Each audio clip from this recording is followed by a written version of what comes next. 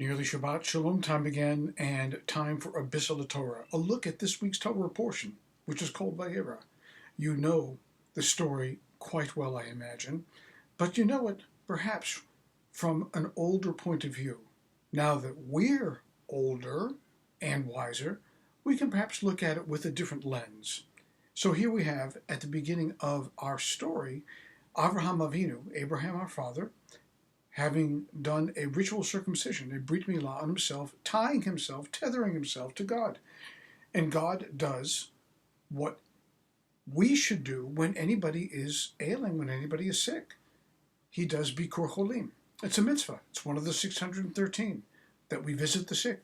We don't leave them alone in their own agony to dwell on their own pain, but rather we take away part of the pain by coming to see them, visit them and saying, whether we say it actually with words or we say it, be it by our physical presence, that I care about you. I came enough to come and to make you try to feel better. So God comes and he's doing this bikur cholim on Abraham. What a great mitzvah. And then in the middle of God talking to Abraham, Abraham says, hang on a second. I see three guys coming. Now, think about this for a moment, if you will, please. Abraham, our father, the first monotheist, the first person who basically discovered that there's one entity in the universe called God, and there are no others.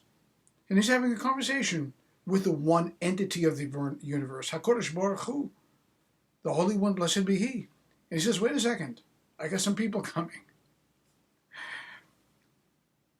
Which also teaches a profound lesson, that even in the midst of prayer, the necessities of human kindness take precedence, even over having a conversation with God.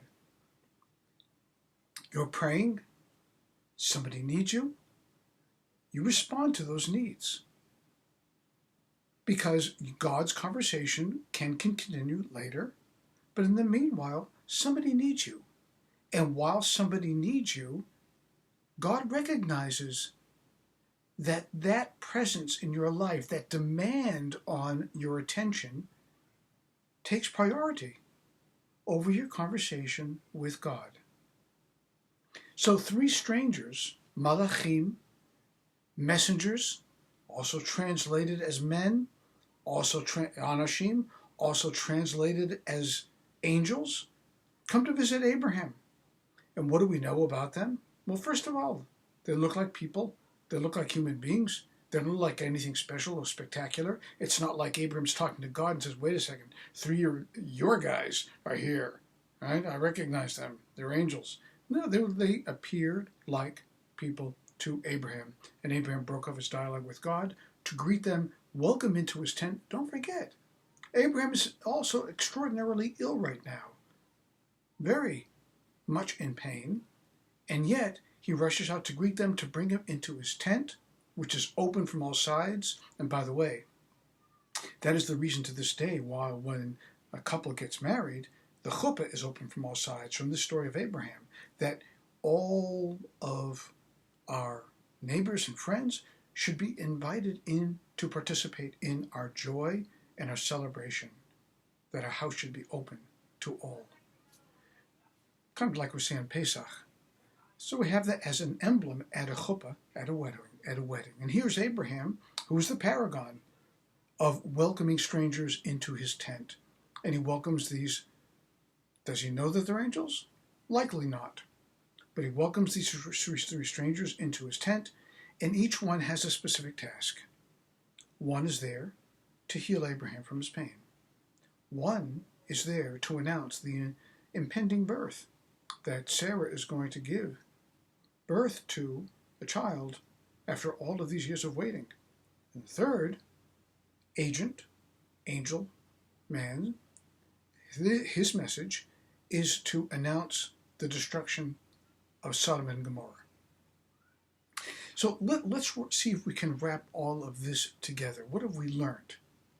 We've learned, number one, that we're supposed to have a direct and intimate relationship with God. Number two, we learned that when people need us, we are to respond to their needs, that our religion demands that we move with alacrity to answer their needs. They're hungry, they need food, they need water, they need shelter, they need comfort, they need company. Whatever it is that they need takes priority. This is what we as Jews say is of paramount importance, even at the expense of leaving God's presence. And the other issue is that these three people, whom Abraham does not, I assume, recognize as being angels, each one of them has a task to perform that is designated by God, an individual task. According to Rashi, one angel has one task and one task only. An angel cannot have more than a single task. But the bigger lesson here is that the angels are emissaries of God. They are the way that God touches us and connects with us in our lives.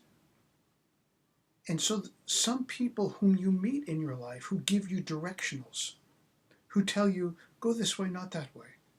Maybe you shouldn't have phrased it this way when you spoke those words to that person. Maybe you should have said it this way. Or if you're thinking about doing something that may not be exactly correct, and if they correct you, they put you on a different path. Anybody can be a messenger, a malach, designated by God as an angel to walk into your life at a moment's notice and then disappear. Maybe to be seen again in their original form, or maybe to be never seen again. But be aware that angels are all around you all of the time, waiting.